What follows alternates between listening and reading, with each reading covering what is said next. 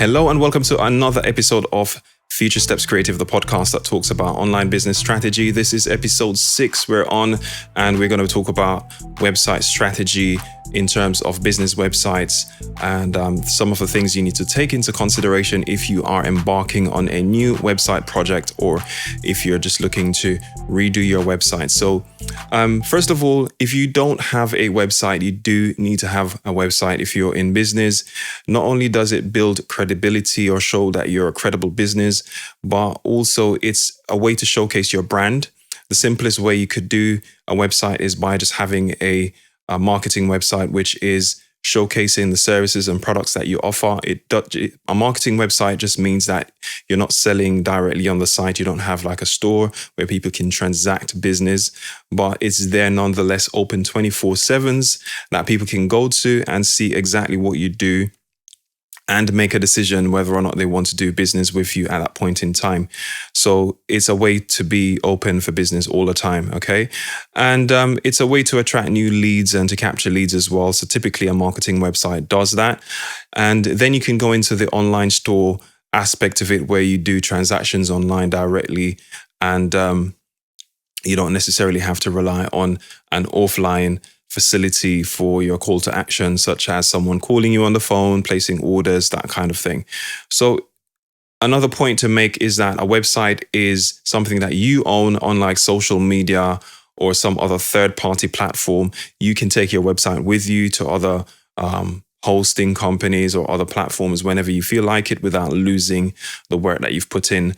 And therefore, it's much more solid to actually have your own website than to rely on a third-party platform when it comes on to hosting your business and showcasing your brand. Okay, so I'm going to talk about why you need to do strategy first of all before you jump on a project.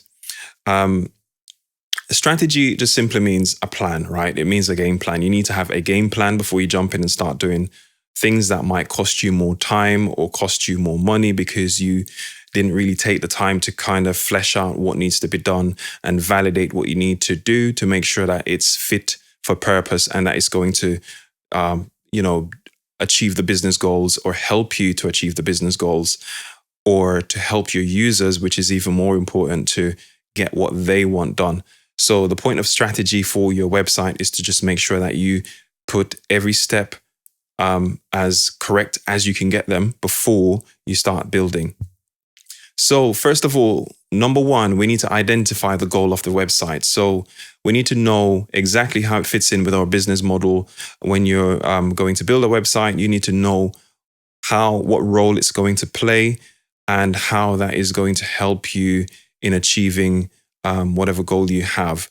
So putting some thought into that and actually having a discussion around it is really a good way to go to make sure that you are not focusing on too many different things, because if you think about it, a website can be as simple as you want it to be, and it can be as complex as it can be, because there's endless opportunities and things that you can add to your website, but you need to think about whether this will add value to what you're doing and whether or not this is something that you want to really be having to be able to manage all of these things all at the same time. So keeping things simple to start with is always a good way to go and to add as you go along.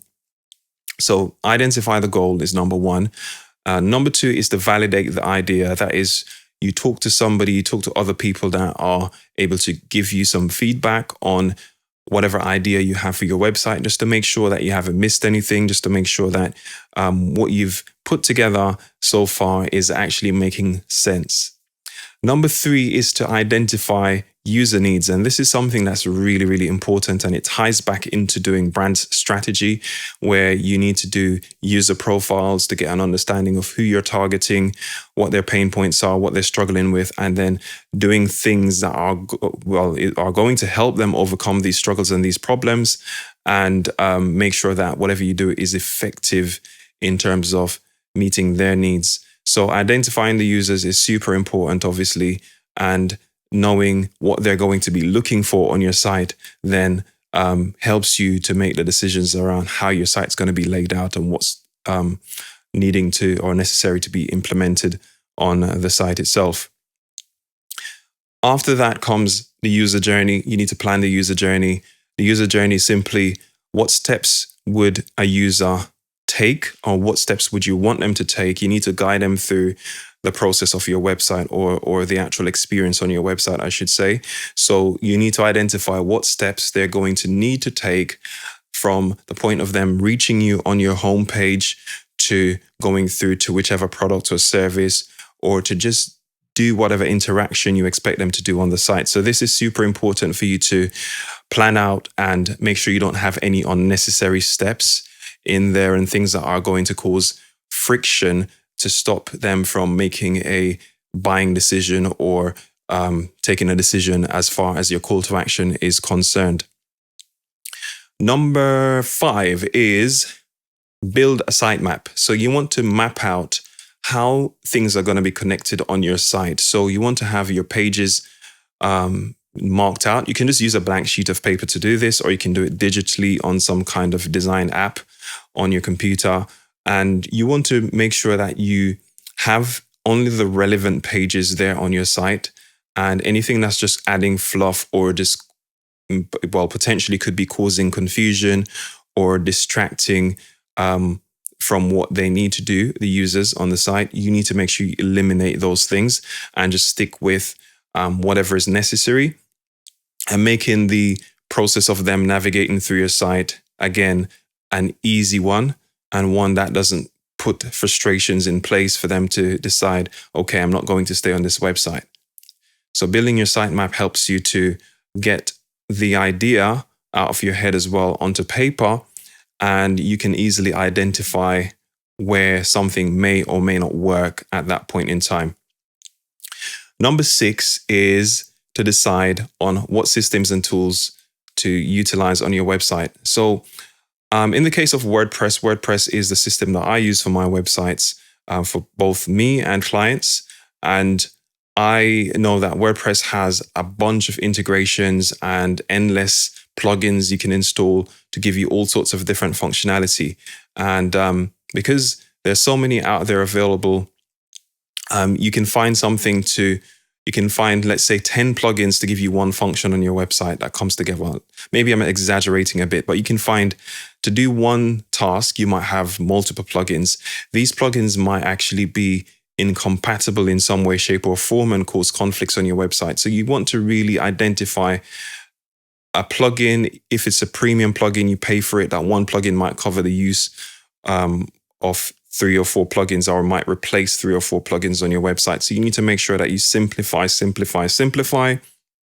eliminate as many moving parts as you can possibly eliminate, because this is going to then give you the least potential problems going forward. Once you identify the systems and tools you need to put in place, this will also give you an idea of, a much more realistic idea of what it's going to cost to develop your site or to build your site. So you'll need to have a designer and potentially a developer working on your site to give you the functionality you need, or you might have something out the box that already gives you the functionality and you just need some tweaks, etc. But either way, you need to kind of make that decision before you jump into the build blindly and not have some idea of what needs to be done.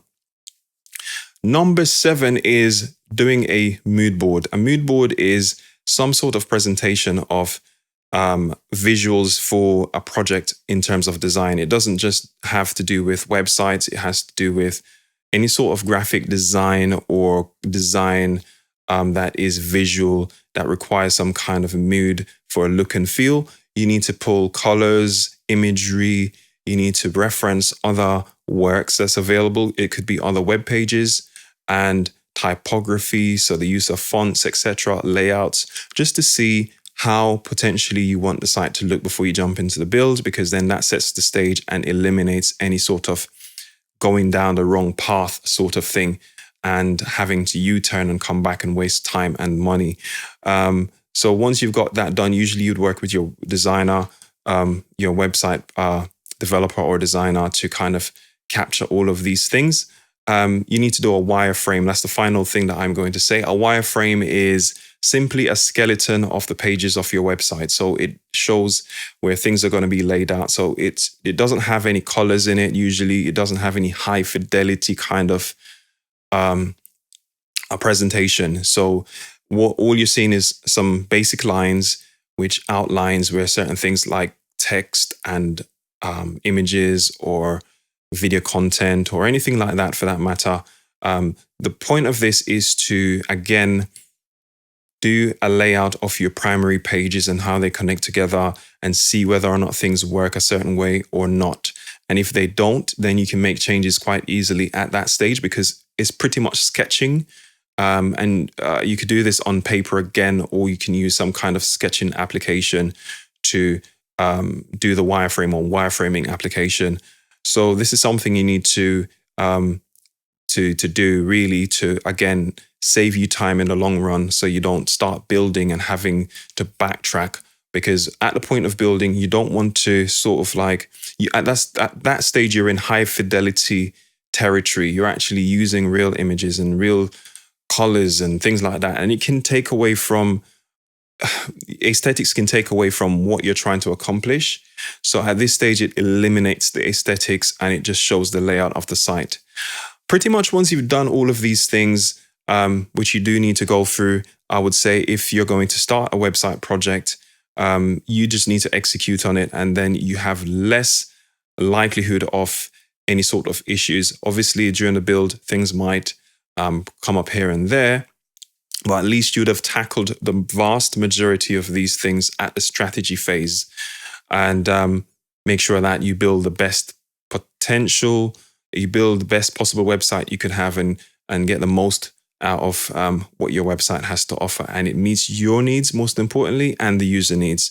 So pretty much that's all I've got in this episode for you. If you're looking to build an online business, or maybe you've already started your online business, but you need some reevaluation done of your strategy to see what you're doing wrong or right, there's an online business checklist that I've put together. It's free and it's on my website for you to download and start going through some of the steps that I think you should really be taking into account.